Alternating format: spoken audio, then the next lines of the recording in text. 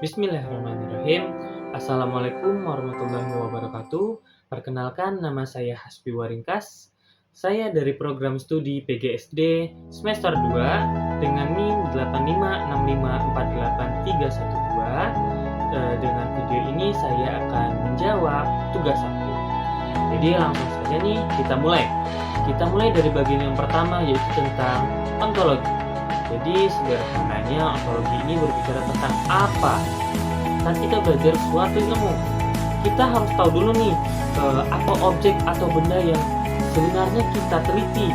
Ontologi ini membantu kita memahami hakikat dari realitas yang ada di depan mata kita nih. Misalnya kita mau bicara soal alam. Nah, tentu objeknya itu adalah fisik bumi dan isinya. Jadi, fungsi ontologi ini adalah menetapkan batasan tentang apa yang kita ingin ketahui agar pembahasan ilmu tersebut tidak melenceng kemana-mana dan tetap berpijak pada kenyataan yang ada. Nah, jadi itu tentang ontologi. Kita lanjut yang kedua tentang epistemologi. Kalau tadi kan kita udah tahu nih apa objeknya. Sekarang epistemologi itu menjawab pertanyaan bagaimana.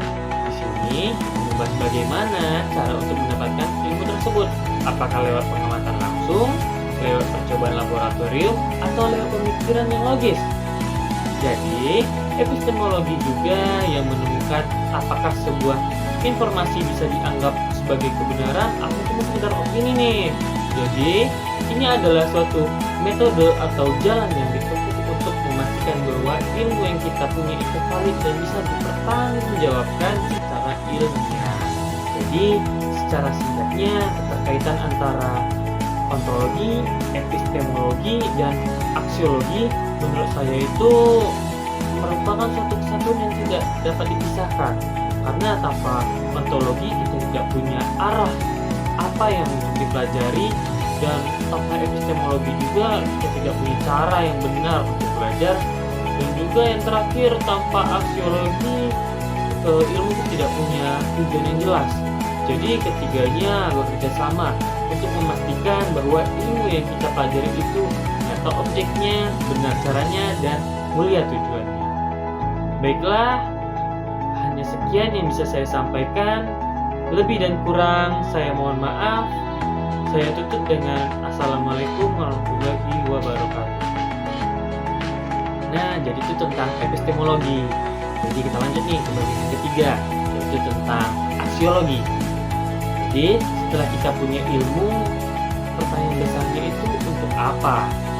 Nah, jadi aksiologi ini membahas tentang nilai, etika, dan manfaat dari ilmu itu sendiri bagi kehidupan manusia.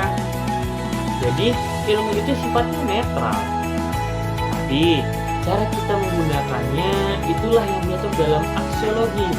Apakah ilmu ini digunakan untuk kebaikan, atau membantu sesama, atau juga untuk justru merusak? Nah, jadi di sini kita belajar bahwa ilmu pengetahuan tidak boleh lepas dari nilai-nilai moral, agar hasil yang didapatkan benar-benar membawa manfaat positif buat masyarakat yang luas.